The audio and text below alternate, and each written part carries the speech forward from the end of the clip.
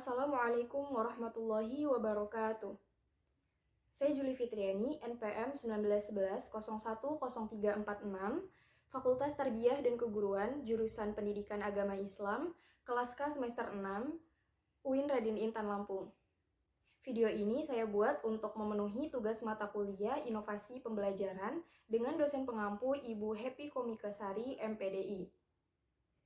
Baiklah, di video ini saya akan membahas suatu permasalahan, yaitu dengan adanya kehadiran internet sebagai salah satu sumber untuk mendapatkan ilmu dari berbagai belahan dunia, maka para peserta didik lebih cenderung mengakses pengetahuan dari internet daripada membaca literatur kepustakaan dari berbagai penerbit.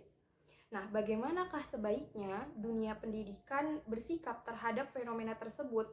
Mengingat sekarang tidak mungkin menyingkirkan internet sebagai sumber belajar yang memiliki potensi yang besar. Saat ini, penggunaan internet telah merambah ke semua bidang, salah satunya bidang pendidikan. Kehadiran internet memang sangat bermanfaat bagi berlangsungnya pendidikan yang efektif dan efisien. Dengan adanya internet, pendidikan lebih bersifat luas, terbuka, dan dapat diakses oleh siapapun tanpa memandang usia maupun pengalaman pendidikan sebelumnya. Pendidikan dapat dilakukan kapan saja dan di mana saja. Selain itu, internet juga menyediakan banyak sekali sumber belajar dari seluruh penjuru dunia.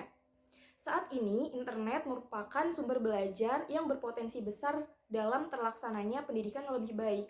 Mau tidak mau, dunia tidak bisa menolak kehadiran internet karena banyaknya potensi dalam penggunaannya. Namun, secanggih apapun teknologi yang diciptakan oleh manusia, tetaplah memiliki dampak negatif bagi penggunanya. Dalam dunia pendidikan, semua orang dapat mengakses maupun membagi informasi yang dapat dijadikan sebagai sumber belajar. Namun, tidak semua informasi yang tersedia di internet dapat dijadikan sebagai sumber belajar. Mudahnya seseorang untuk berbagi informasi apapun di internet menyebabkan maraknya informasi hoax atau berita bohong yang bisa diakses oleh siapa saja. Internet pada dasarnya dapat membantu pekerjaan manusia, termasuk dalam dunia pendidikan. Bahkan dapat menghasilkan output yang lebih baik. Akan tetapi, di sisi lain, internet juga dapat menyebabkan aksi kejahatan, penipuan, dan hal merugikan lainnya. Nah, permasalahan yang terjadi saat ini adalah masih banyaknya peserta didik yang cenderung mengakses internet sebagai sumber belajar tanpa memahami apakah sumber belajar tersebut benar dan layak dijadikan sebagai bahan belajar. Banyak sekali ditemukan informasi yang tidak dapat dipercaya akurasi, kualitas ilmiah, dan kebenarannya. Bahaya yang dapat terjadi jika peserta didik tidak memiliki kemampuan dalam memilah dan memilih informasi adalah dapat menyebabkan peserta didik mudah terprovokasi dan memiliki pemahaman yang salah terkait informasi yang ingin ia ketahui. Peserta didik dapat menyerap pengetahuan dan informasi yang salah. Nah, Kementerian Komunikasi dan Informatika atau Kominfo mengatakan bahwa sekitar 70% dari pengguna internet belum cukup memahami literasi digital. Kepala Divisi Humas Mabes Polri juga mengungkapkan bahwa para penyebar informasi yang belum bisa dipertanggungjawabkan di internet memiliki kaitan dengan latar belakang pendidikan yang kurang. Nah, berikut ini adalah beberapa contoh informasi yang tergolong materi ilmiah.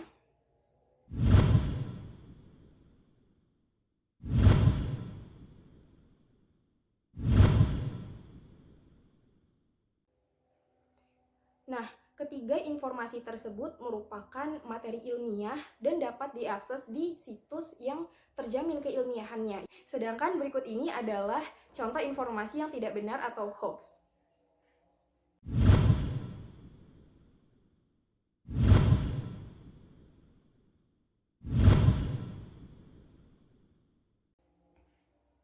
Nah, ketiga informasi tersebut merupakan informasi yang tidak benar atau hoax.